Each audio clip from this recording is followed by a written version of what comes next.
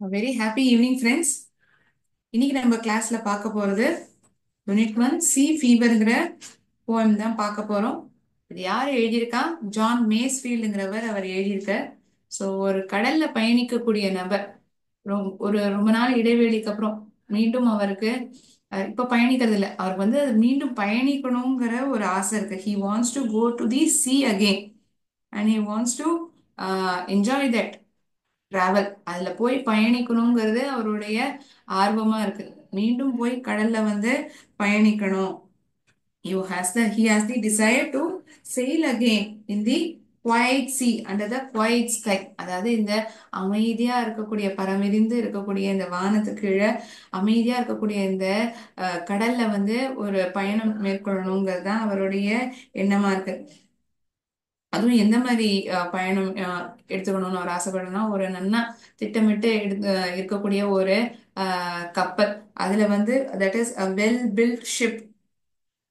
He wants to travel in that ship and wants to look into the star. மேல அந்த நட்சத்திரம் இருக்கும் இல்லையா, வழிகாட்டி நட்சத்திரம்.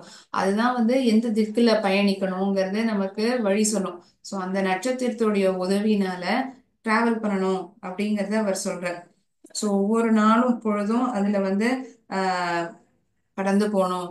தன்னோட கூட பயணிக்கக்கூடிய அந்த செயலர் அவர்கிட்ட வந்து அதெல்லாம் வந்து ஷேர் பண்ணணும் அப்படிங்கறது தான் அவருடைய விருப்பமா இருக்கு. He wants to sleep soundly with a pleasant dreams and all these things he wants to have by traveling in this ship again.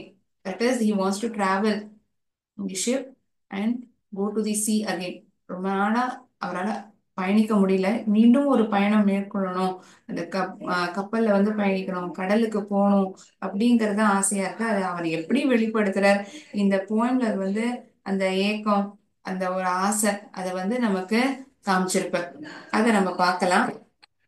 We'll read this poem line by line, understand the meaning. Okay, நிறைய figures of speech கூட நம்ம இங்க பார்க்க முடியும். C fever இந்த poem வந்து உங்களுடைய புத்தகத்துல நீங்க ஓபன் பண்ணி வச்சுக்கோங்க. Please open this poem, that is sea fever, in your respective textbook.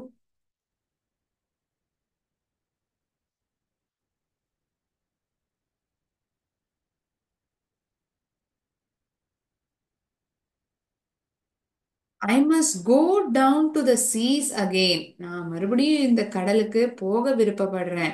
To the lonely sea and the sky. And all I ask is a tall ship and a star to steer her by. And the wheels kick and the wind song and the white sails shaking. And a grey mist on the sea's face and a grey dawn breaking. I must go down to the seas again, for the call of the running tide is a wild call and a clear call that may not be denied. இந்த ஸ்டான்ஸாவை மீண்டும் ஒரு முறை நான் வாசிக்கிறேன், நீங்களும் என்னோட சேர்ந்து படிச்சு பார்க்கலாம். I must go down to the seas again, to the lonely sea and the sky, and all I ask is a tall ship and a star to steer her by. And the wheels kick and the wind song and the white sails shaking, and a grey mist on the sea's face and a grey dawn breaking. I must go down to the seas again, for the call of the running tide is a wild call and a clear call that may not be denied. And all I ask is a windy day with the white clouds flying and the flung spray and the blown spume and the seagulls crying. I must go down to the seas again, to the vagrant gypsy life, to the gulf's way and the waves way, where the wind's like a whetted knife. And all I ask is a merry yarn from a laughing fellow rover, and quiet sleep and a sweet dream where the long trick's over. Once again, I'll read this stanza. And all I ask is a windy day with white clouds flying, and the flung spray and the blown spume and the seagulls crying. I must go down to the seas again, to the vagrant gypsy life, to the gulf's way and the whale's way, where the wind's like a whetted knife. All I ask is a merry yarn from a laughing fellow rover, and quiet sleep and a sweet dream when the long trick's over. A poem by John Masefield. ரொம்ப நாளா ஒரு கடல்ல பயணம் மேற்கொள்ளணுங்கிறது தான் இந்த ஆஹ், பேசும் நபருடைய திட்டமா இருக்கு, எண்ணமா இருக்கு. He wants to go down to the seas again. இந்த ஃபர்ஸ்ட் ரெண்டு லைனுடைய அர்த்தத்தை பார்க்கலாம். I must go down to the seas again, to the sea and the sky, to the lonely sea and the sky. And all I ask is a tall ship and a star to steer her by. இங்க steer அப்படின்னு கொடுத்திருக்காங்க. Steer அப்படின்னா என்ன? ஒரு வழிகாட்டியா இருக்கிறது. To be a guide. Steer means to be a guide. இந்த ரெண்டு லைன் இதற்கான அர்த்தத்தை நம்ம பார்க்கலாம். Understand the meaning line by line. ஒவ்வொரு லைனுக்கான அர்த்தத்தையும் நம்ம பார்த்து புரிஞ்சுக்கலாம்.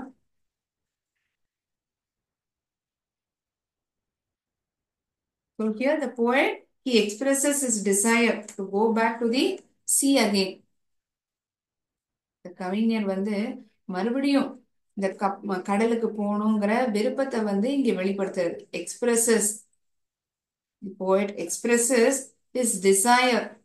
தன்னுடைய விருப்பத்தை, அவருடைய விருப்பத்தை வெளிப்படுத்துறார். his desire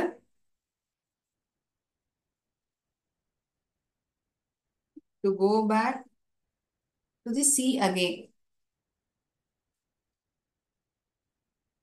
ரெண்டு நாளா அவர் இந்த படகுலையும் இந்த கடல் பயணம் மேற்கொள்ளல. அதனால அவர் மீண்டும் ஒரு பயணத்தை எடுத்துக்கணும் அப்படின்னு ஆசைப்படுறார். So he feels an urgency in it. அதுல ஏதோ ஒரு அவசரத்தை அவரால உணர முடியுது. அவரால் ஏதோ ஒரு அவசரத்தை உணர முடியுது. He wants to go to the go back to the sea once again. He sees that this lovely sea and sky, it creates a vision of a wide horizon. ஒரு பரம் விரிந்த இடமா அது ஒரு காட்சியை அளிக்கிறது. It creates a vision of a wide horizon. It creates. இப்ப நம்மளே இந்த பீச்சுக்கெல்லாம் போறோம்னு வச்சுக்கோங்களேன், வானமும் கடலும் ஒண்ணு சேர்றா போலயே ஒரு காட்சி அளிக்கும் இல்லையா? It creates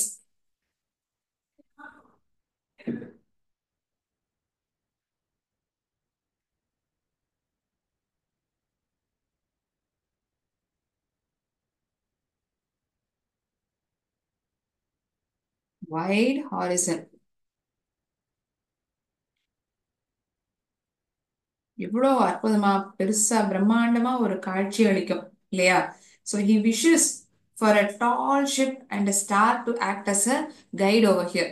ஒரு உயரமான ஒரு கப்பலும், ஒரு பெரிய உயரமான ஒரு கப்பலும் ஒரு நட்சத்திரமும் தனக்கு வழிகாட்டியா இருக்கணும்னு அவர் விருப்பப்படுறார். So he wishes.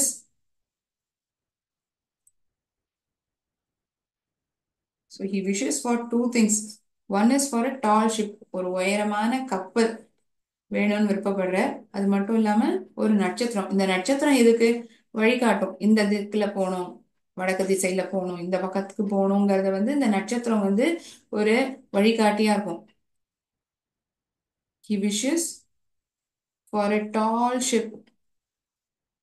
ஒரு உயரமான கப்பலும் எனக்கு ஒரு நட்சத்திரம் இருந்தா போதும். நான் அந்த கப்பல்ல மீண்டும் பயணம் மேற்கொள்வேன். அந்த கப்பல் கடல்ல பயணிப்பேன், மீண்டும் பயணிப்பேன் அப்படின்னு சொல்ற.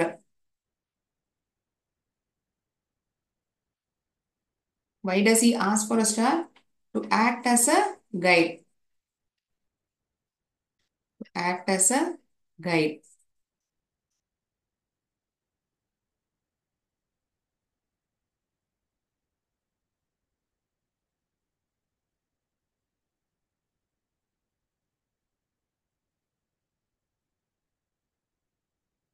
இந்த கப்பல்ல பயணிக்கணும், இந்த கடல்ல பயணத்தை எடுத்துக்கணுங்கிறதுதான் இந்த போயட்டினுடைய விருப்பமா இருக்கு, இந்த கவிஞருடைய விருப்பமா இருக்கு. இதுதான் இந்த முதல் ரெண்டு லைனுடைய அர்த்தம். ஸ்டீர் அப்படின்னா என்ன? கைடு அப்படின்னு அர்த்தம். ஒரு ஒரு வழிகாட்டியா இருக்கிறது. ஸ்டீர் அப்படின்னா என்ன? Means a guide.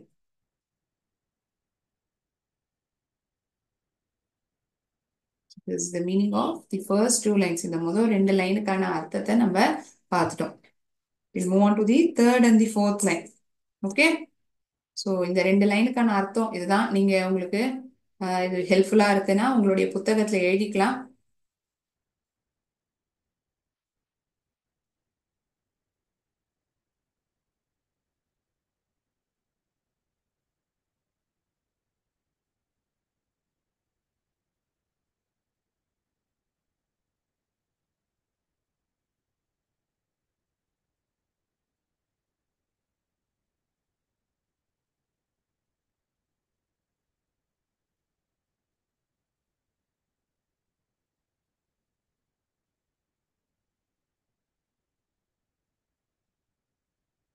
ஓகே, நான் போர்டை erase பண்ணிக்கிறேன்.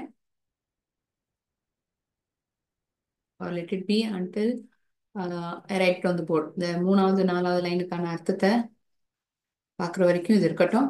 Okay, and the wheels kick and the wind song and the white sails shaking and a grey mist on the sea's face and a grey dawn breaking.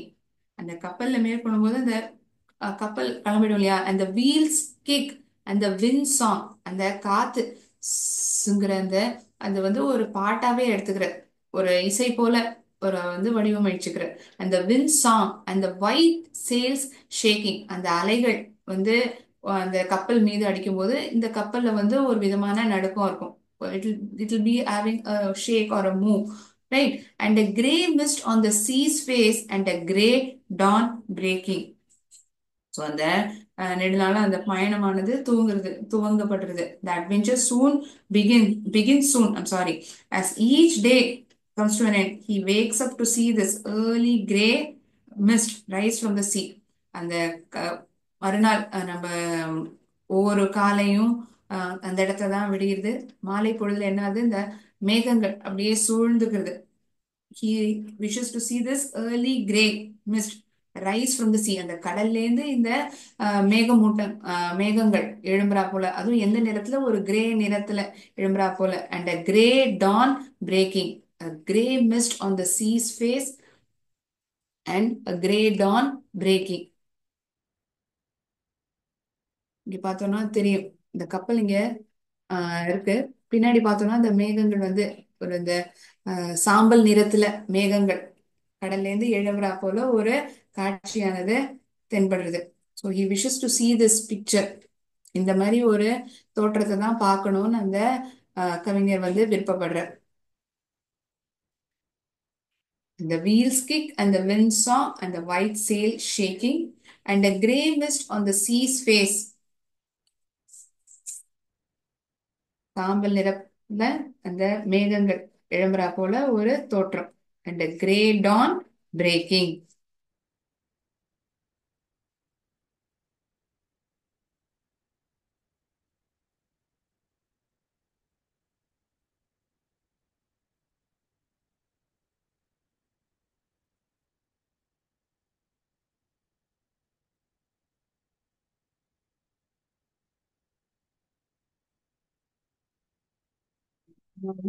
நாலாவது line இப்ப நம்ம படிச்சு பார்த்திருப்போம்.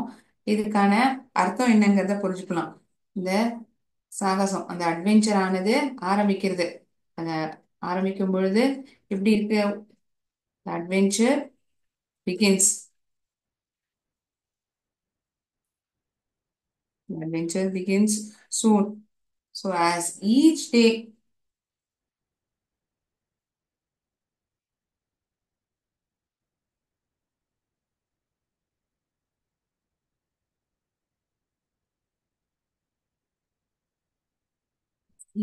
dawns, ஒவ்வொரு நாளும் காத்தால பொழுது விடியும் பொழுது he wakes up. As each day dawns or as each day rises early in the morning, he wakes up to see. இப்போ காலங்காத்தால எழுந்தோம்னா அப்படியே நீல நிறத்துல இருக்குமா வானம். இப்ப நம்மளே காத்தால ஒரு 5:30 மணிக்கு எழுந்துக்கிறோம்னு வச்சுக்கோங்களேன். அப்ப இரவு பொழுதுல இருந்து அது முடிஞ்சு அப்பதான் வானம் வெளிச்சத்தை கொடுக்க ஆரம்பிக்கும். அந்த சாம்பல் நிறத்துல இருக்கக்கூடிய மேகங்கள் நம்மளால பார்க்க முடியும். So he wants to wake up and see the grey mist rise. Wakes up to see the அந்த காலை பொழுதுல மேகங்களை இந்த சாம்பல் நிறத்துல இருக்கக்கூடிய அந்த மேகங்களை பார்க்கணுங்கிறதா இவருடைய விருப்பமா இருக்கு. Early grey mist. He wants to wake up early by seeing this gray mist rice from the C. கடல்ல இருந்து எழும்புறா போல இருக்கக்கூடிய இந்த காட்சிய பார்க்கணும்னு அவர் விருப்பப்படுறார். இதுதான் இந்த 2 லைனுக்கான அர்த்தம். இந்த பயணமானது கூடிய சீக்கிரத்திலே துவங்குது. ஒவ்வொரு காலையும் விடியும் பொழுது அந்த சாம்பல் நிறத்துல இருக்கக்கூடிய மேகங்கள் வந்து கத்தலே சீக்கிரம் எழுந்து அந்த நிறத்துல இருக்கக்கூடிய அந்த மேகங்களை பார்க்கணும். அதுவும் இந்த கடல்ல இருந்து இந்த சமுதிரத்துல இருந்து எழும்புற இந்த காட்சியை தான் பார்க்கணுங்கிறதா இவருடைய விருப்பமா இருக்கு.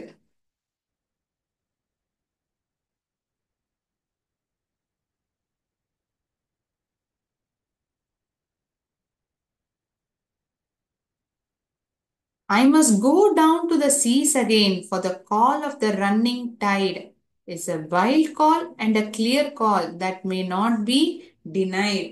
So the poet here he expresses a strong desire. ரொம்ப ஒரு பலமான ஒரு எண்ணம், ஒரு ஆசை.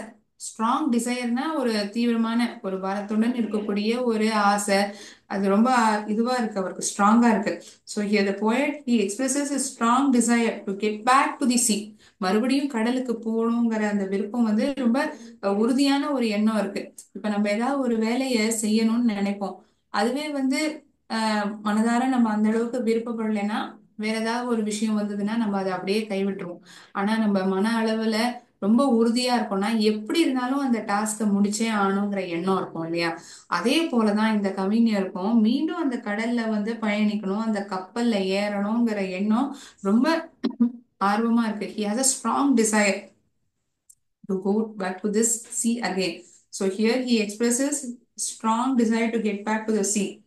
As the call from the sea cannot be ignored or denied. கடலே தன்னை கூப்பிடுறதுன்னா அந்த கூப்பிடுல தடுக்கவோ மறுக்கவோ முடியவே முடியாது. யாரோ நம்மளை கூப்பிடுறாங்கன்னு வச்சுக்கோங்களேன். இப்போ உங்களுடைய நெருக்கமான நண்பர் உங்களை கூப்பிடுறாங்க அப்படின்னா நீங்க அதுக்காக மறுப்பீங்களா? எப்படி இருந்தாலும் போய் பார்க்கணும் அப்படின்னு தானே சந்திப்பீங்க. இவர்கள் தனக்கும் அந்த கடலுக்கும் அந்த அளவு ஒரு ஒற்றுமை இருக்கு, ஒரு நெருக்கமான உறவு இருக்கு அப்படிங்கிற மாதிரி ஒரு எண்ணத்தை இந்த இடத்துல இந்த 2 வரிகள்ல நமக்கு தெரிவிக்கிறார். From these 2 lines, we can get to know that he's having a strong relationship with the sea.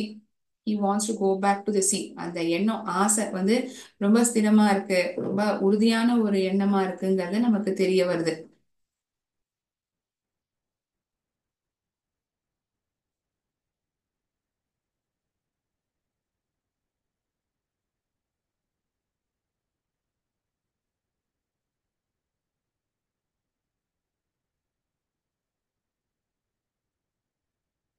அடுத்தது 5வது 6வது லைன்ல இருக்கக்கூடிய அர்த்தம். So I must go down to the sea again for the call of the running tide is a wild call and a clear call that may not be denied.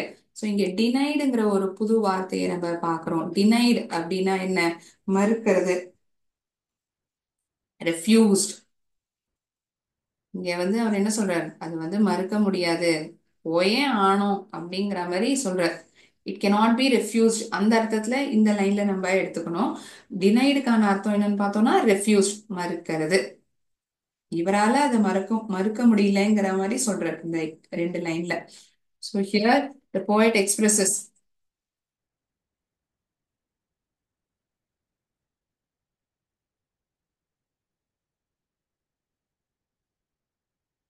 இந்த 6 லைன்ல நம்ம தொடர்ந்து பார்க்கறத his urge to go back to the sea is being seen. அவருக்கு அந்த மனதளவுல இருக்கக்கூடிய அந்த ஆர்வம் மறுபடியும் இந்த கடலுக்கு போகணும், கப்பல்ல பயணிக்கணுங்கிற எண்ணம் எந்த அளவுக்கு ஒரு உறுதியான எண்ணமா இருக்குங்கிறத இந்த வரிகள் மூலியமா நம்ம தெரிஞ்சுக்க முடியுது.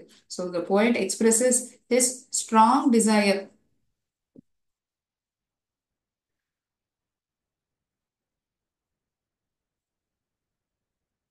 to get back to the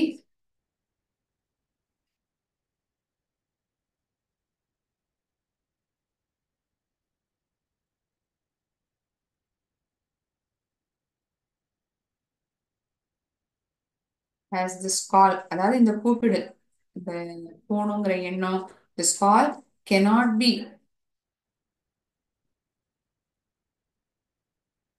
refused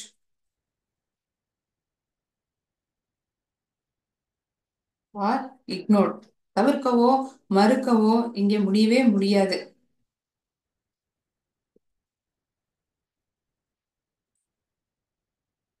9, 5 and 6.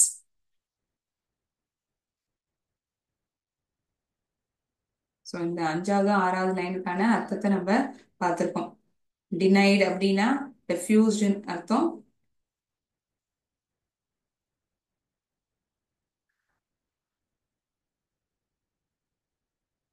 Okay, அடுத்த ஸ்டான்ஸா பார்க்கலாமா? இந்த ஸ்டான்ஸா உங்க எல்லாருக்கும் கிளியரா புரிஞ்சிருக்கா? Everyone clear about this stanza?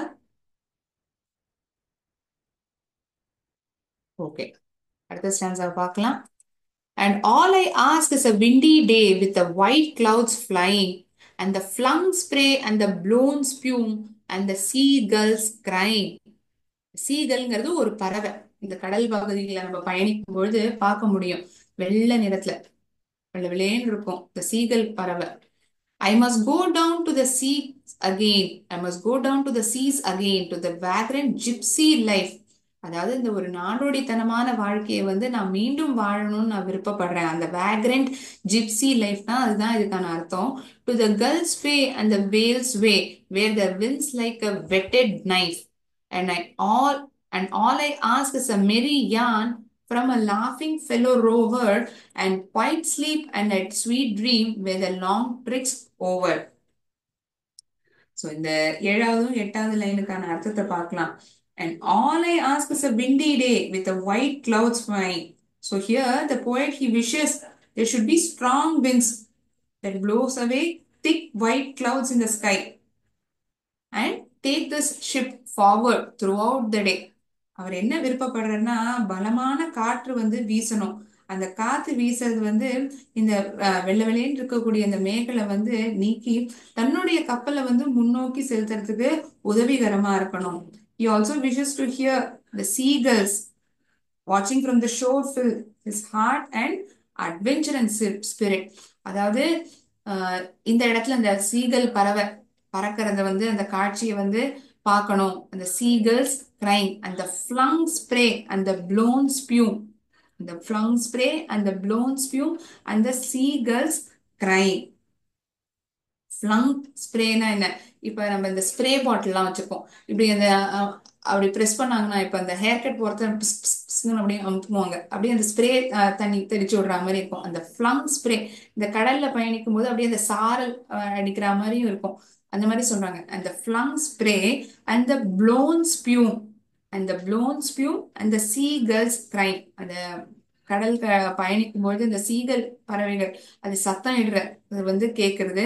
அந்த ப்ளோன் ஸ்பியூம் ஸ்பியூம்னா என்ன? கடல் வந்து இந்த கடலோட நுரை இந்த கப்பல்ல பயணிக்கும் பொழுது நீங்க பாத்துருப்பீங்க அந்த கடல் நுரை அப்படியே நுர நுரையா அப்படியே போகும். அது வந்து அவர் இங்க தெரிவிக்கிறார். அந்த flung spray and the blown spume and the sea gulls crying. இந்த எப்படி இருக்கணும் அந்த சூழ்நிலையானது அவர் கப்பல்ல பயணிக்கும் போது எப்படி இருக்கணுங்கிற ஒரு எதிர்பார்ப்பு இங்க இருக்கு. வந்து நான் என்ன விருப்பப்படுறேன், ஒரு நல்ல காத்துடன் இருக்கக்கூடிய நாளா இருக்கணும். நல்ல வேகமா பலத்த காத்து வீசணும். அந்த பலத்த காத்து வீசுறதுனால மேகத்துல இருக்கக்கூடிய அந்த வெள்ளையா இருக்கக்கூடிய அந்த மேகங்கள் வந்து நகர்ந்து போகணும்.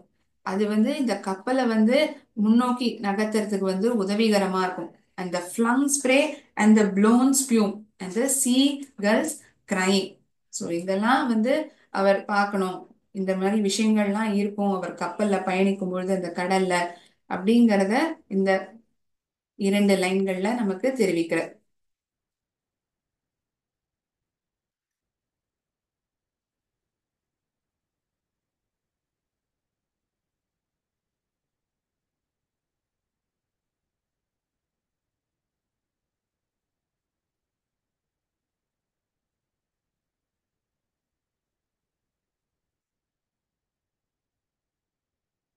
பிளங்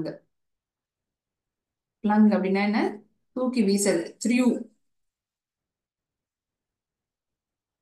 த்ரியூ பிளங்னா த்ரியூன்னு அர்த்தம்.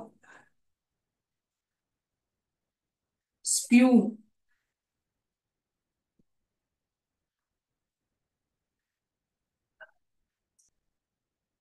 இந்த கடல் Alright. இப்ப நம்ம இந்த சோப்பால கை எப்படி அலம்புறோம்னா அந்த ஒரு ஃபோம் இருக்கும், புசு புசுன்னு இருக்கும். அதே போல இந்த கப்பல்ல பயணிக்கிறதையும் நீங்க கடல்ல பாருங்க.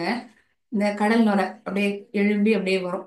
ஸோ அதுதான் இந்த சீ ஃபோமை தான் ஸ்பியூம் அப்படின்னு ஆங்கிலத்துல சொல்லுவோம்.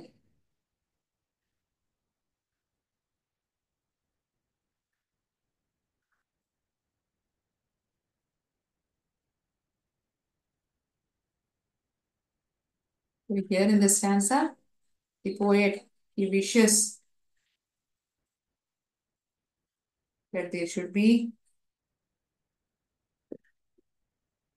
strong winds. பலத்த காத்து இருக்கணும். There should be strong winds.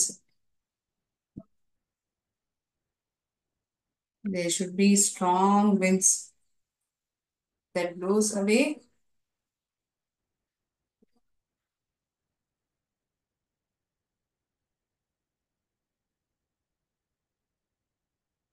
thick white clouds in the sky.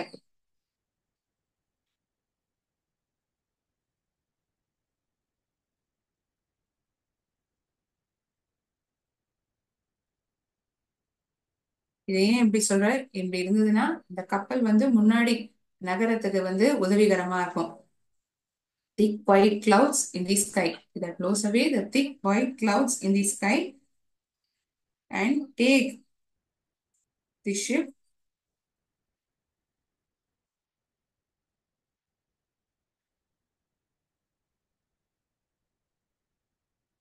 take the ship forward throughout the day. நாள் முழுக்கவுமே அந்த கப்பல் பயணிக்கிறதுக்கு இது வந்து உதவிகரமா இருக்கும்.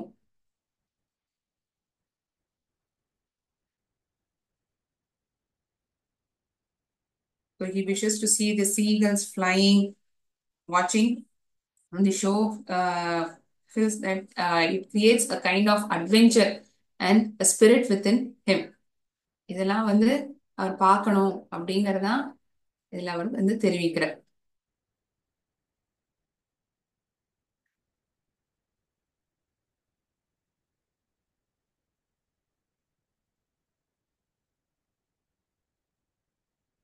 அடுத்த வரிகள் படிக்கலாம். அடுத்த லைன் என்ன எழுதியிருக்காங்க?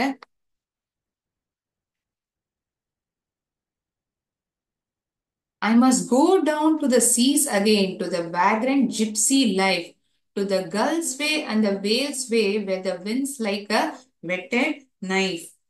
So he wants to go down to the sea again, like a wandering gypsy. இந்த wandering gypsyனா என்ன? ஒரு நாடோடி போல யாரும் ஒன்றும் பெருசா கேட்குற மாதிரி இருக்காது.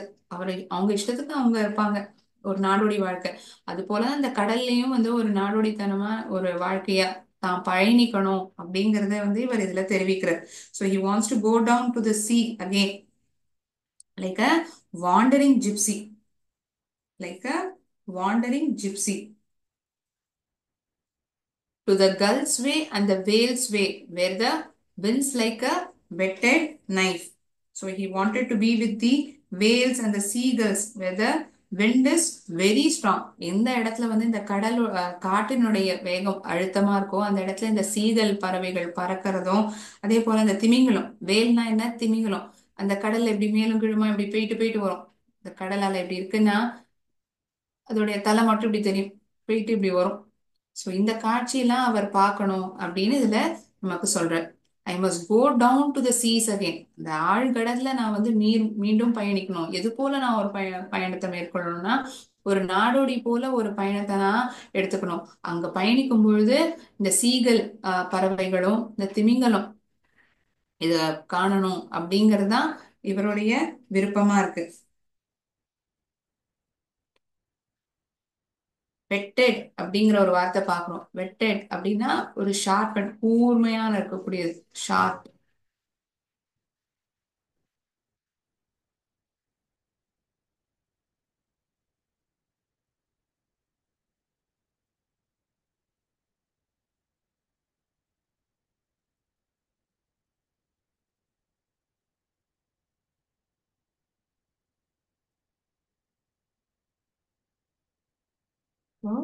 போயட் வாண்ட்ஸ் டு, ஹீனா இங்க போயட்டை குறிக்குது.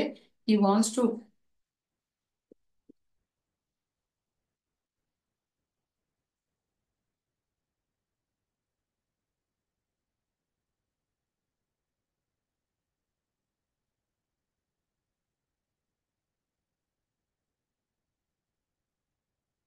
ஒரு நாடோடிய போல, அதுதான் இந்த வாண்டரிங் ஜிப்சிக்கான அர்த்தம். லைக் அ வாண்டரிங் ஜிப்சி.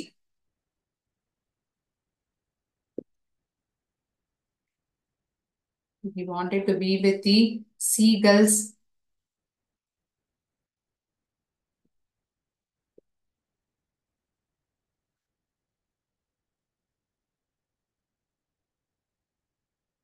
இந்த சீகல் பறவைகளோடையும் திமிங்கலங்களோடையும் இருக்கணுங்கிறது தான் அவருடைய விருப்பமா இருக்கு. Wanted to be with seagulls and the whales. எங்க காத்து வந்து பலமா வீசுதோ அங்க இது வந்து காண முடியும். அதனாலதான் அந்த இடத்துல இவர் இருக்கணும் அப்படின்னு சொல்றார். He wants to have a picture of these two things. அதாவது சீகல் பறவைகளுடைய காட்சியும் இந்த திமிங்கலம் கடல்ல இருந்து மேலே எழும்பி விக்கு குதிக்கிறா போல இருக்க காட்சியும் தான் பார்க்கணும், அதோட இருக்கணும் அப்படிங்கறதுதான் இவருடைய எண்ணமா இருக்கு. அந்த வேல்ஸ், the wind is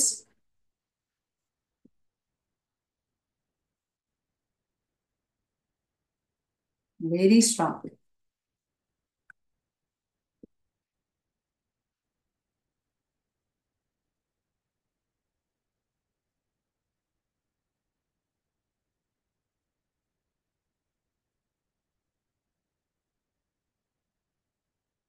கடலே வந்து தன்னுடைய சாம்ராஜ்யமா அவர் எடுத்துக்கிறார். தான் வந்து ஒரு நாடோடியை போல அதுல பயணிக்கணும். அந்த பயணிக்கும் பொழுது இந்த சீகல் பறவைகளும் இந்த திமிங்கலத்தினுடைய காட்சியும் காணணும் அப்படிங்கறதுதான் அவருடைய விருப்பமா இருக்கு. இதுதான் இந்த வரிகளான 9, 10 அந்த இரண்டு லைன் உடைய அர்த்தம். வரிகள்கிட்ட sorry, this is the meaning of the lines 9 and 10. 9வது மற்றும் 10வது லைன்களுடைய அர்த்தமா பார்க்க முடியுது.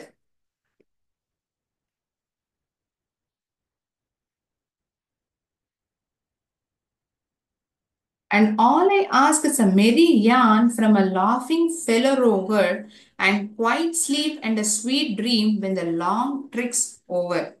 So he loves to share the tales and laughter with the fellow sailor. கூட பயணிக்கக்கூடிய அந்த கப்பல்ல பயணிக்கக்கூடிய நபர்கிட்ட வந்து இந்த கதைகளையும் கப்பல்ல நடக்கக்கூடிய சுவாரஸ்யமான விஷயங்கள், ஆசியமான விஷயங்கள்லாம் அவங்களோடையும் பகிர்ந்துக்கணும்னு இவர் விருப்பப்படுறார். So he wanted to sleep soundly. ஒரு ஆழ்ந்த ஒரு தூக்கம். அந்த தூக்கத்தை வந்து ஒரு அற்புதமான ஒரு கனவு, அதை வந்து அவர் பார்க்கணும். இந்த மாதிரியான ஒரு காட்சியை வந்து மேற்கொள்ளணுங்கிறதான் இந்த போயட்னுடைய எண்ணமா இருக்கு. So he wanted to sleep soundly with pleasant dreams.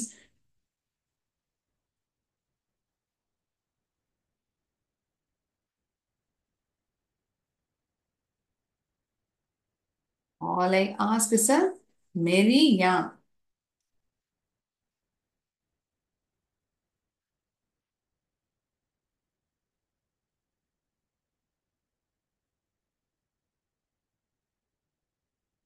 ஒரு கதை, அதை வந்து பெருசா யாராலையும் யூகிக்கவே முடியாது.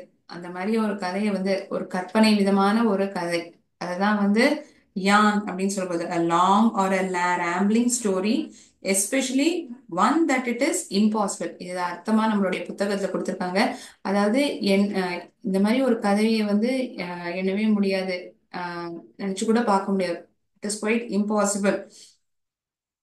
லாங், ஒரு பெரிய கதை, தொடர் கதை, பெரிய கதை, அதை வந்து யாராலையுமே டக்குன்னு கண்டுபிடிக்க முடியாது, யூகிக்கவே முடியாது.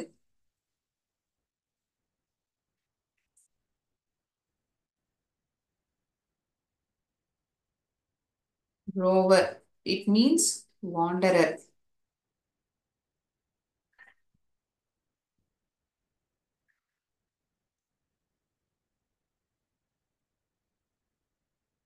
Rover means a wanderer. So here in these lines, here the poet tells he loves to share the tales, share the story, tales and கதைகள், share the stories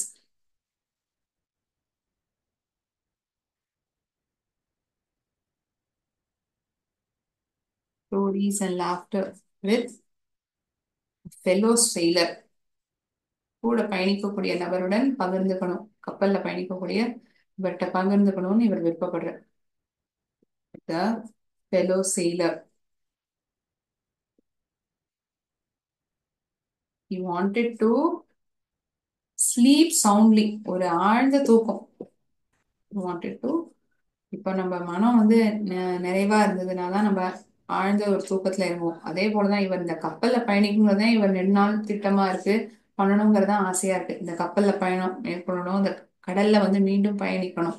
ஸோ அந்த ஒரு திருப்தி வந்து இவருக்கு ஒரு சவுண்ட் ஸ்லீப்பை கொடுக்கும். he wanted to sleep soundly,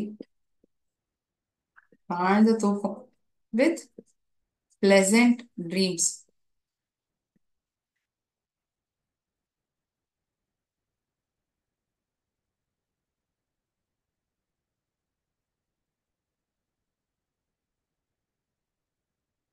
End of his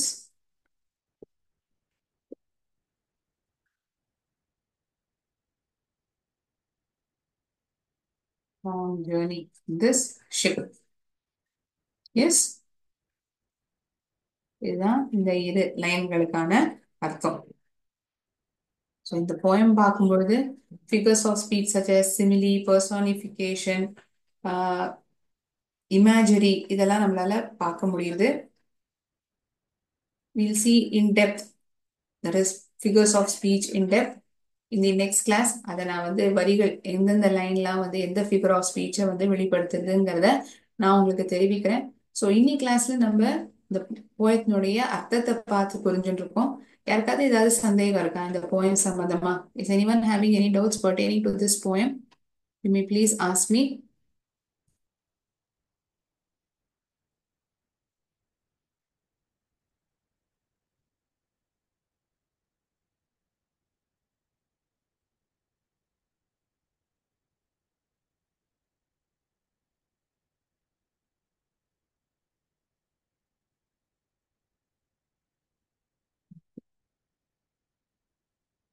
so இன்னி கிளாஸை நான் இதோட எண்ட் பண்ணிக்கிறேன். அடுத்த கிளாஸ்ல நம்ம மீண்டும் சந்திக்கலாம். நன்றி. வாழ்க பாரதம், வெல்க தமிழகம்.